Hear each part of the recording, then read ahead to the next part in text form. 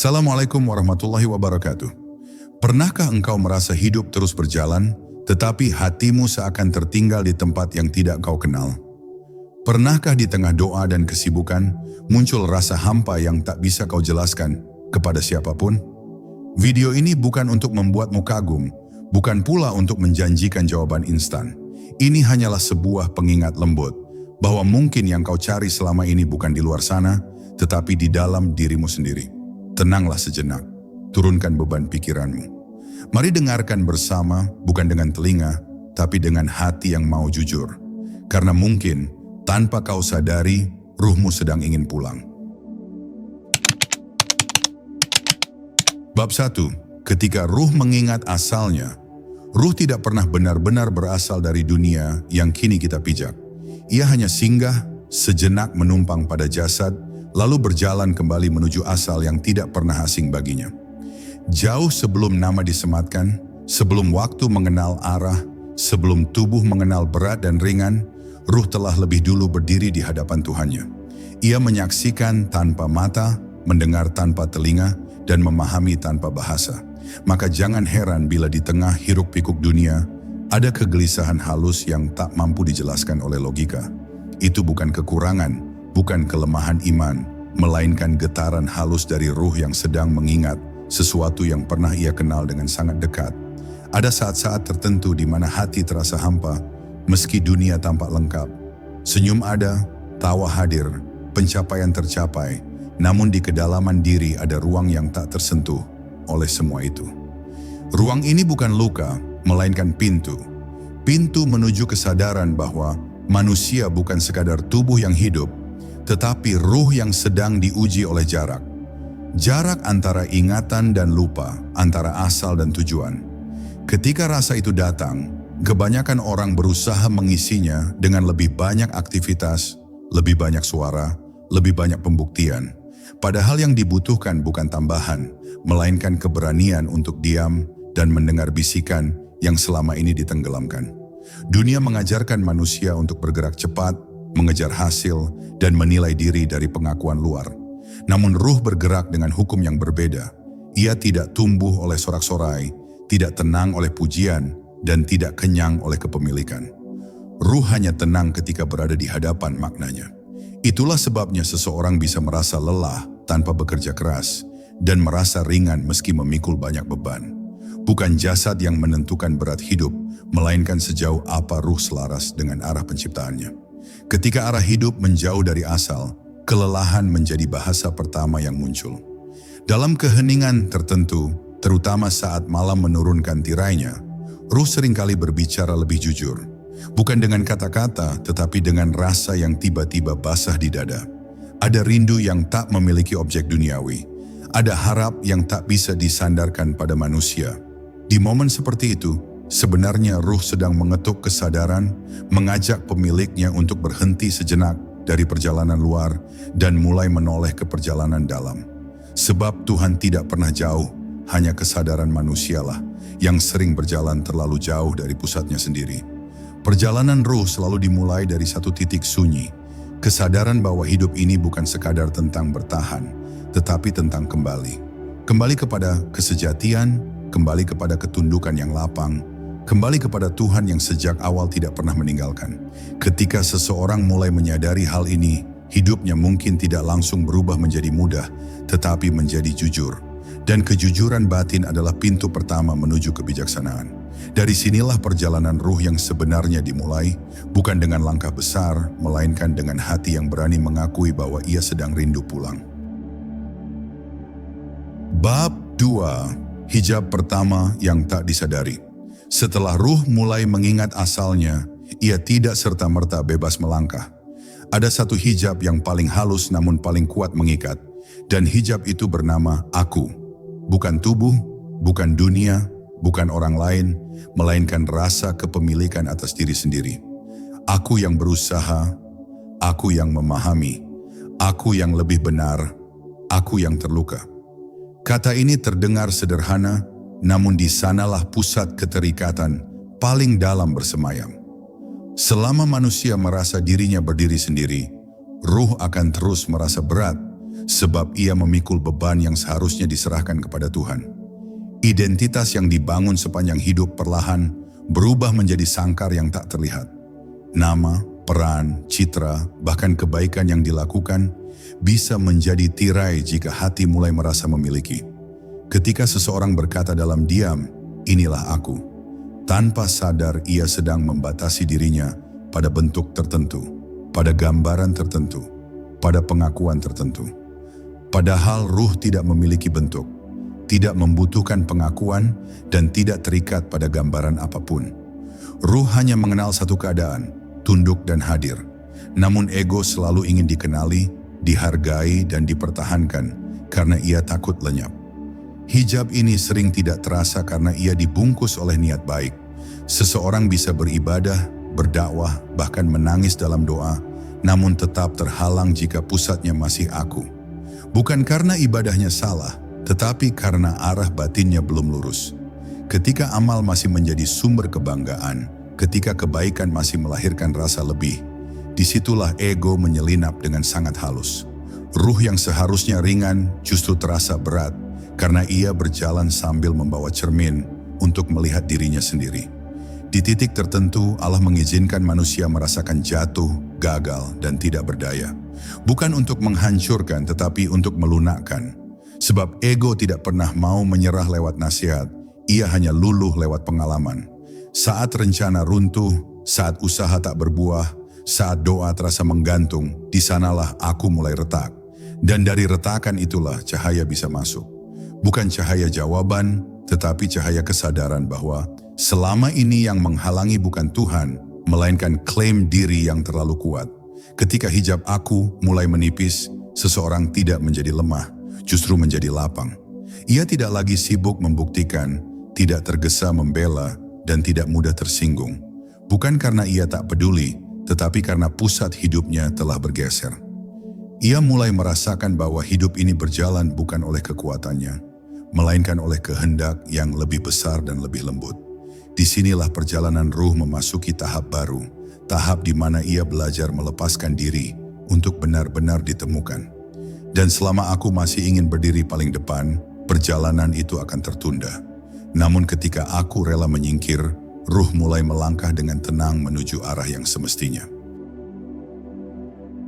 Bab 3. Dunia sebagai ujian arah, bukan tujuan. Setelah hijab keakuan mulai tersingkap, ruh perlahan melihat dunia dengan pandangan yang berbeda. Dunia tidak lagi tampak sebagai panggung utama, melainkan sebagai lorong yang harus dilewati dengan kesadaran. Segala yang berkilau tidak lagi otomatis memanggil, dan segala yang hilang tidak lagi selalu melukai. Bukan karena hati menjadi dingin, tetapi karena ruh mulai memahami bahwa dunia bukan tempat menetap, melainkan tempat menguji kemana arah batin manusia condong. Disinilah banyak orang tersesat, bukan karena dunia terlalu jahat, tetapi karena mereka mengira dunia adalah jawaban. Dunia memiliki kemampuan halus untuk membuat manusia lupa. Lupa bahwa ia hanya tamu, lupa bahwa semua yang digenggam suatu saat akan dilepas, dan lupa bahwa yang benar-benar ia bawa pulang bukanlah apa yang ia miliki, melainkan bagaimana hatinya terbentuk. Ketika dunia dijadikan tujuan, ruh menjadi tegang dan penuh perhitungan. Setiap kehilangan terasa seperti ancaman, setiap kekurangan terasa seperti kegagalan, padahal dunia tidak pernah menjanjikan keabadian, manusialah yang berharap berlebihan kepadanya. Allah tidak melarang manusia menikmati dunia, tetapi Dia mengajarkan adab dalam memandangnya. Dunia boleh hadir di tangan, namun tidak berhak menetap di hati. Ketika dunia masuk terlalu dalam, hati menjadi berat untuk sujud, pikiran sulit hening, dan ruh kehilangan kejernihannya. Bukan karena dunia itu kotor, tetapi karena hati yang menampungnya tidak lagi memberi ruang bagi yang lebih hakiki. Dalam keadaan seperti ini, ibadah terasa sebagai beban, bukan sebagai perjumpaan. Seringkali Allah mengguncang dunia seseorang bukan karena murka, tetapi karena kasih. Ketika sesuatu yang dicintai diambil, ketika kenyamanan terganggu, atau ketika rencana besar runtuh, sesungguhnya yang sedang diuji bukan kesabaran semata, melainkan arah cinta. Apakah hati akan tetap bergantung kepada yang fana, atau mulai belajar bersandar kepada yang kekal? Di momen inilah ruh diberi kesempatan untuk memilih. Apakah ia ingin terus terikat pada bayangan atau mulai mencari sumber cahaya? Ketika dunia kembali pada posisinya yang wajar, ruh menjadi lebih ringan dalam berjalan. Usaha tetap dilakukan, tanggung jawab tetap dijalankan, namun hasil tidak lagi dijadikan pusat hidup. Ada ketenangan yang tidak bergantung pada keadaan, dan ada rasa cukup yang tidak ditentukan oleh jumlah. Di titik ini manusia mulai memahami bahwa dunia bukan sesuatu yang harus dimusuhi atau dipuja, melainkan sesuatu yang harus dilewati dengan sadar. Dan kesadaran itulah yang menuntun ruh untuk tetap lurus dalam perjalanan, tanpa tersesat oleh gemerlap yang sementara. Bab 4. Luka sebagai bahasa yang tak pernah salah. Ketika ruh mulai berjalan dengan kesadaran, ia tidak selalu disambut dengan kelapangan. Justru seringkali, langkah-langkah berikutnya dipenuhi oleh luka yang tidak diminta dan ujian yang tidak direncanakan. Disinilah banyak orang keliru membaca tanda. Mereka mengira luka adalah penolakan, padahal seringkali ia adalah undangan. Undangan untuk turun lebih dalam, melampaui lapisan-lapisan diri yang selama ini tampak kuat, namun rapuh ketika disentuh kenyataan. Luka bukan datang untuk menghancurkan, melainkan untuk membuka ruang yang selama ini tertutup oleh rasa mampu. Setiap luka membawa pesan yang tidak sama bagi setiap jiwa. Ada luka yang mengajarkan batas, ada yang mengajarkan ketergantungan, dan ada pula yang mengajarkan keikhlasan yang sunyi. Ketika manusia kehilangan sandaran yang biasa ia andalkan, barulah ia menyadari betapa rapuh dirinya tanpa pertolongan Tuhan. Di titik inilah doa berubah bentuk, bukan lagi rangkaian kata yang tertata, melainkan rintihan batin yang jujur. Dan Tuhan lebih dekat pada kejujuran semacam ini daripada permohonan yang sekadar indah diucapkan. Banyak orang berusaha segera sembuh dari luka, seolah luka adalah kesalahan yang harus dihapus secepat mungkin. Padahal ada fase di mana luka perlu didengarkan, bukan dilawan. Sebab luka yang diabaikan akan berteriak lebih keras, sementara luka yang diterima akan berubah menjadi hikmah. Ketika seseorang berani duduk bersama rasa sakitnya, tanpa menyalahkan keadaan atau mencari pelarian, ruh mulai belajar tentang ketundukan yang sejati. Ketundukan yang tidak bersyarat, tidak menuntut penjelasan, dan tidak memaksa waktu.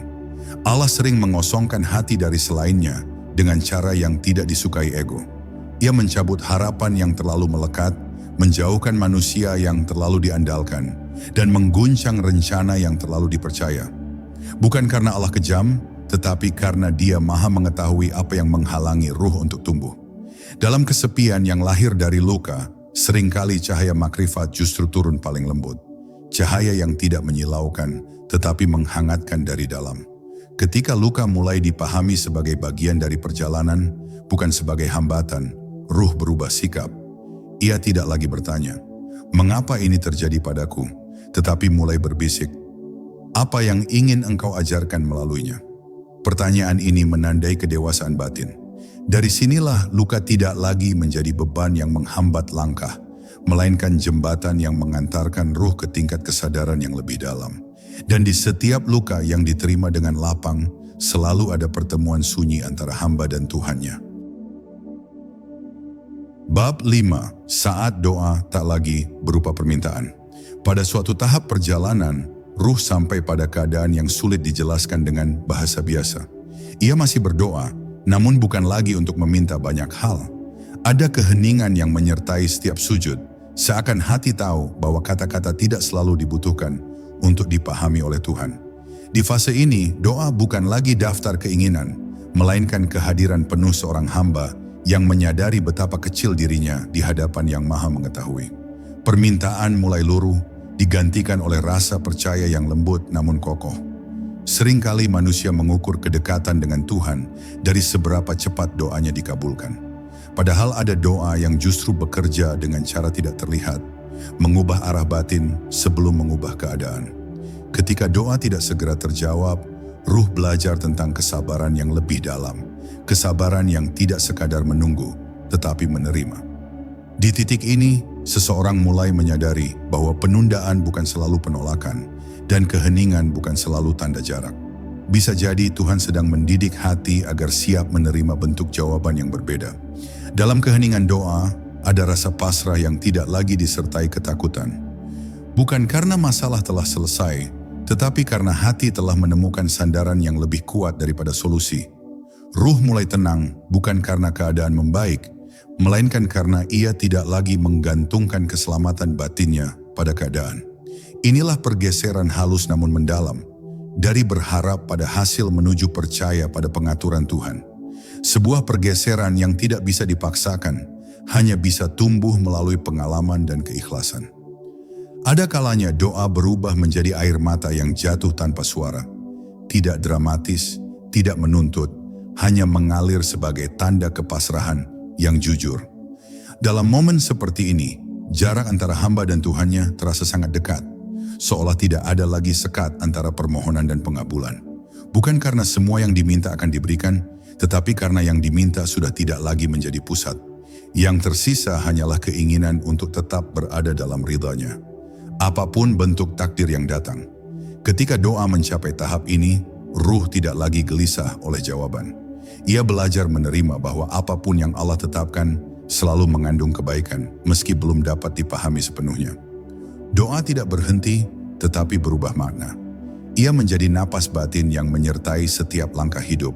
Dari sinilah ruh melangkah lebih ringan, karena ia tidak lagi menuntut Tuhan mengikuti kehendak-Nya, melainkan dengan lembut menyerahkan dirinya untuk berjalan dalam kehendak Tuhan. Bab 6. Kematian kecil bernama kepasrahan. Ada satu fase yang tidak semua orang mau masuki, meski banyak yang telah mendekatinya tanpa sadar. Fase ini bukan tentang kehilangan fisik, melainkan tentang runtuhnya kendali. Disinilah ruh berhadapan dengan ketakutan terdalamnya, tidak lagi memegang arah hidup sepenuhnya. Kepasrahan sering disalahpahami sebagai kelemahan, padahal ia adalah bentuk keberanian tertinggi. Berani melepaskan klaim atas hasil, berani mempercayakan jalan kepada Tuhan, dan berani menerima bahwa tidak semua hal perlu dipahami untuk bisa dijalani dengan tenang. Kematian kecil ini tidak terjadi sekali, tetapi berulang. Setiap kali harapan tidak sesuai rencana, setiap kali doa dijawab dengan jalan yang berbeda, setiap kali usaha berakhir tanpa kepastian, disitulah ego diuji untuk menyerah atau mengeras. Ruh yang masih ingin mengatur akan memberontak, sementara ruh yang mulai matang akan belajar diam. Diam bukan karena putus asa, tetapi karena mulai mengenali irama kehendak ilahi yang tidak selalu sejalan dengan keinginan pribadi. Dalam diam itu, ada proses pelembutan yang tidak kasat mata. Pasrah bukan berarti berhenti berusaha. Justru di dalam kepasrahan yang sejati, usaha dilakukan dengan lebih jujur dan lebih ringan. Tidak ada lagi paksaan untuk menang, tidak ada kecemasan berlebihan terhadap kegagalan. Yang ada hanyalah kesungguhan yang disertai penyerahan. Ruh bekerja tanpa menggenggam, melangkah tanpa memaksa, dan menerima tanpa mengeluh. Disinilah seseorang mulai merasakan kebebasan yang aneh. Kebebasan yang lahir justru ketika kendali dilepaskan. Banyak orang takut pasrah karena mereka mengira pasrah akan membuat hidup kehilangan arah. Padahal yang sebenarnya terjadi adalah sebaliknya. Ketika ego berhenti menguasai, arah menjadi lebih jernih. Bukan karena semua masalah hilang, tetapi karena hati tidak lagi berperang dengan kenyataan. Ruh yang pasrah tidak lagi bertanya dengan nada menuntut, melainkan mendengar dengan sikap percaya. Ia menyadari bahwa Tuhan tidak pernah keliru dalam menempatkan sesuatu, meski manusia sering terlambat memahami maksudnya. Saat kematian kecil ini terjadi, ada ketenangan yang sulit dijelaskan. Bukan euforia, bukan rasa menang, tetapi kedamaian yang stabil. Ruh tidak lagi terguncang oleh perubahan luar, karena pusatnya telah berpindah. Ia tidak hidup untuk memastikan segalanya berjalan sesuai rencana, tetapi untuk tetap hadir dalam apapun yang ditetapkan. Inilah tanda bahwa perjalanan ruh telah memasuki kedalaman baru. Sebab hanya ruh yang berani mati dari keakuannya, yang benar-benar mulai hidup dalam naungan Tuhan. Bab 7. Mengenal Tuhan tanpa bingkai pikiran. Pada tahap ini, ruh mulai menyadari bahwa Tuhan tidak pernah bisa sepenuhnya ditangkap oleh pikiran. Segala konsep, definisi, dan gambaran yang selama ini disusun dengan rapi ternyata hanyalah jembatan, bukan tujuan. Pikiran memang dibutuhkan untuk memahami syariat, namun ia memiliki batas ketika berhadapan dengan hakikat. Ruh merasakan bahwa semakin ia berusaha memahami Tuhan dengan logika, semakin ia merasa jauh. Dan justru ketika ia berhenti memaksa pengertian, kehadiran itu terasa semakin dekat dan nyata, tanpa perlu dijelaskan. Banyak pencari terjebak pada rasa puas karena merasa sudah tahu. Mereka menghafal nama-nama, sifat-sifat, dan dalil-dalil, lalu mengira telah sampai. Padahal makrifat tidak tumbuh dari tumpukan pengetahuan, melainkan dari runtuhnya rasa memiliki pengetahuan. Ketika seseorang mulai merasa cukup dengan apa yang ia tahu, disitulah perjalanan sering terhenti. Ruh justru bergerak ketika hati mengakui ketidaktahuannya dengan jujur. Ketika ia tunduk dan berkata dalam diam, bahwa Tuhan selalu lebih besar dari apapun yang bisa dibayangkan. Di fase ini, ibadah perlahan berubah rasa. Ia tidak lagi sekadar kewajiban yang ditunaikan agar merasa aman, tetapi perjumpaan yang dinanti. Sujud tidak lagi terasa sebagai gerakan tubuh, melainkan pelelehan batin. Zikir tidak lagi dihitung dengan angka, tetapi mengalir sebagai kesadaran yang menyertai napas dan langkah. Ruh tidak sibuk bertanya apakah ia sudah benar, karena fokusnya bukan lagi pada penilaian diri, melainkan pada kehadiran Tuhan yang dirasakan, begitu dekat, begitu lembut, dan begitu meliputi. Semakin dalam pengenalan ini, semakin seseorang merasa kecil. Bukan kecil yang menyakitkan, tetapi kecil yang menenangkan. Ia tidak lagi merasa perlu tampil unggul, tidak tergesa membuktikan pemahaman, dan tidak gelisah jika tidak diakui. Ruh mulai menikmati keadaan menjadi hamba sepenuhnya. Ada kebahagiaan sunyi ketika menyadari bahwa hidup ini tidak harus dimenangkan, tidak harus dikuasai, cukup dijalani dalam keselarasan dengan kehendaknya. Disinilah makrifat menjelma menjadi akhlak, bukan sekadar pengalaman batin. Mengenal Tuhan tanpa bingkai pikiran bukan berarti menolak akal, tetapi menempatkannya pada posisi yang tepat. Akal adalah penunjuk jalan, bukan penguasa tujuan. Ketika akal tunduk dan hati terbuka, ruh mulai merasakan kehadiran Tuhan dalam hal-hal sederhana. Dalam kesabaran yang tiba-tiba lapang, dalam penerimaan yang tidak dipaksakan, dalam rasa cukup yang tidak bergantung pada keadaan. Dan di titik ini, perjalanan ruh tidak lagi terasa sebagai pencarian yang melelahkan, melainkan sebagai penyaksian yang terus berlanjut, semakin dalam, semakin tenang, dan semakin penuh rasa syukur. Bab 8. Sunyi yang menjadi tempat kembali. Pada tahap ini, ruh tidak lagi takut pada sunyi. Ia justru mulai merindukannya. Bukan karena ingin menjauh dari dunia, tetapi karena di dalam sunyi itulah ia menemukan dirinya yang paling jujur. Sunyi tidak lagi terasa sebagai kekosongan yang menakutkan, melainkan sebagai ruang yang lapang untuk berjumpa. Di sana tidak ada tuntutan untuk tampil, tidak ada kebutuhan untuk menjelaskan, dan tidak ada tekanan untuk menjadi apapun. Ruh boleh hadir apa adanya, tanpa topeng, tanpa peran, tanpa pembelaan. Kebanyakan manusia menghindari sunyi karena di sanalah suara batin terdengar paling jelas. Suara tentang luka yang belum selesai, niat yang belum lurus, dan cinta yang masih bercabang. Namun bagi ruh yang telah ditempa, sunyi bukan ancaman, melainkan guru. Ia mengajarkan keberanian untuk menatap ke dalam tanpa menghakimi. Dalam sunyi, manusia tidak bisa bersembunyi dari dirinya sendiri, dan justru di sanalah kejujuran batin mulai tumbuh dengan perlahan namun pasti. Dalam kesunyian yang diterima, batas antara ibadah dan hidup mulai menipis. Tidak ada lagi pemisahan yang kaku antara waktu khusus dan waktu biasa. Setiap tarikan napas terasa seperti zikir yang hidup, setiap langkah terasa berada dalam pengawasan Tuhan. Ruh tidak lagi sibuk mencari momen sakral, karena ia mulai menyadari bahwa kesakralan hadir ketika hati benar-benar sadar. Sunyi menjadi keadaan batin, bukan sekadar situasi luar. Di ruang sunyi ini, kelekatan duniawi perlahan melemah. Bukan karena dipaksa, tetapi karena kehilangan daya tariknya. Hal-hal yang dulu terasa penting mulai terlihat apa adanya, sementara hal-hal yang sederhana justru memancarkan makna yang dalam. Ruh belajar bahwa kebahagiaan tidak selalu datang dari penambahan. Seringkali ia muncul dari pengurangan, dari berkurangnya keinginan, dari menipisnya tuntutan, dan dari menguatnya rasa cukup yang tidak bersyarat. Ketika sunyi telah menjadi sahabat, ruh menemukan tempat kembali yang tidak bergantung pada keadaan luar. Di tengah keramaian pun ia tetap tenang, dan dalam kesendirian ia tidak merasa kosong. Sunyi tidak lagi dicari, karena ia telah menetap di dalam. Inilah tanda bahwa perjalanan ruh telah mencapai kematangan tertentu, ketika seseorang mampu hadir sepenuhnya dimanapun ia berada, dengan hati yang terhubung dan dengan kesadaran bahwa Tuhan selalu lebih dekat daripada segala kebisingan yang pernah mengganggu. Bab 9, pulang tanpa membawa apa-apa. Pada titik ini, ruh mulai memahami bahwa perjalanan hidup tidak pernah tentang mengumpulkan, melainkan tentang bersiap melepaskan. Perlahan tumbuh kesadaran bahwa segala yang selama ini diraih, nama, peran, pencapaian, bahkan cerita hidup, akan berhenti di batas tertentu. Bukan karena semua itu tidak bermakna, tetapi karena ruh diciptakan untuk melampaui bentuk. Kesadaran ini tidak melahirkan kesedihan, justru menghadirkan ketenangan yang dalam.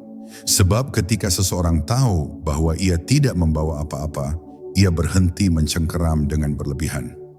Bayangan tentang kepulangan sering diselimuti ketakutan karena manusia membayangkannya dengan ukuran dunia. Padahal bagi ruh yang mulai sadar, pulang bukan ancaman melainkan penyempurnaan. Yang menakutkan bukanlah kembali, tetapi kembali dalam keadaan hati yang masih berat oleh dendam, iri dan kelekatan. Maka perjalanan ini bukan tentang menunggu akhir, melainkan tentang membersihkan diri sedikit demi sedikit, agar ketika saat itu tiba, ruh tidak terbebani oleh apa yang seharusnya sudah ditinggalkan. Di fase ini, seseorang mulai memandang hidup dengan kejernihan yang lembut. Ia tidak lagi terlalu sibuk menilai orang lain, karena ia sadar setiap jiwa sedang berjalan dengan bebannya masing-masing. Ia tidak tergesa menghakimi, sebab ia tahu betapa panjang dan berliku jalan menuju kesadaran. Ruh yang siap pulang tidak merasa perlu menang dalam setiap perdebatan, tidak gelisah jika disalahpahami, dan tidak hancur jika dilupakan. Ia telah menemukan nilai dirinya bukan dari pandangan makhluk, melainkan dari hubungan batinnya dengan Tuhan. Kesederhanaan mulai menjadi pilihan, bukan paksaan. Bukan berarti hidup harus miskin atau sempit, tetapi hati tidak lagi bergantung pada kelimpahan. Ada rasa cukup yang tidak bisa digoyahkan oleh perubahan keadaan. Dalam rasa cukup itu, ruh merasa aman, karena ia tahu bahwa yang paling penting tidak pernah bisa diambil oleh dunia. Kedekatan dengan Tuhan, kejernihan hati, dan kejujuran niat adalah harta yang tidak terancam oleh kehilangan apapun. Ketika kesadaran pulang ini mengendap, hidup dijalani dengan rasa syukur yang lebih hening.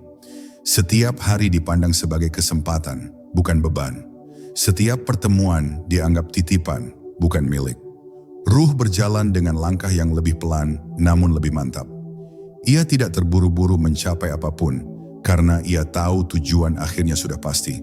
Dan dalam keyakinan sunyi itulah, perjalanan terasa utuh, sebab ruh tidak lagi sibuk membawa dunia, melainkan sedang bersiap kembali kepada Dia yang sejak awal menjadi tujuan. Bab 10. Engkau tidak pernah benar-benar pergi. Pada tahap akhir perjalanan ini, ruh sampai pada pemahaman yang paling menenangkan, sekaligus paling mengguncang, bahwa tidak pernah ada jarak sejati antara dirinya dan Tuhan. Jarak itu hanyalah ilusi yang lahir dari perhatian yang terpecah. Ketika hati sibuk mengejar, menilai, dan menguasai, kehadiran Tuhan terasa jauh. Namun ketika perhatian kembali pulang ke pusatnya, disadari bahwa sejak awal Tuhan selalu dekat, bahkan lebih dekat daripada kesadaran manusia tentang dirinya sendiri. Bukan Tuhan yang datang mendekat, melainkan tabir yang perlahan tersingkap. Kesadaran ini tidak hadir sebagai ledakan emosi atau pengalaman luar biasa yang dramatis. Ia datang lembut, hampir tidak terasa, seperti cahaya pagi yang menyelinap melalui celah jendela. Ruh tidak lagi mencari tanda-tanda besar, karena ia mulai melihat kehadiran Tuhan dalam hal-hal yang paling sederhana. dalam kesabaran yang tiba-tiba lapang, dalam penerimaan yang tidak dipaksakan, dalam keikhlasan yang tumbuh tanpa pengumuman. Disinilah perjalanan berhenti menjadi pencarian dan berubah menjadi penyaksian yang tenang. Ketika ruh memahami bahwa ia tidak pernah benar-benar pergi, rasa bersalah yang berlebihan mulai luruh. Bukan karena dosa menjadi ringan, tetapi karena harapan menjadi lebih luas. Tuhan tidak menunggu manusia dengan kemarahan, melainkan dengan pintu yang selalu terbuka.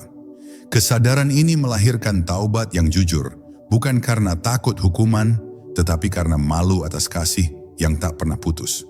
Ruh kembali bukan dengan kepala tertunduk oleh keputusasaan, tetapi dengan hati yang luluh oleh rahmat. Dalam keadaan ini, hidup tidak lagi dijalani dengan ketegangan untuk menjadi sempurna.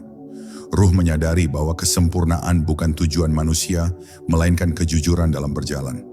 Jatuh tidak lagi dianggap akhir, melainkan bagian dari proses kembali sadar. Setiap kesalahan menjadi pengingat, bukan vonis. Setiap kelemahan menjadi pintu doa, bukan alasan untuk menjauh. Disinilah keseimbangan batin tercipta antara takut dan harap, antara usaha dan pasrah. Akhir dari perjalanan ruh bukanlah puncak yang dirayakan, melainkan kediaman yang dikenali.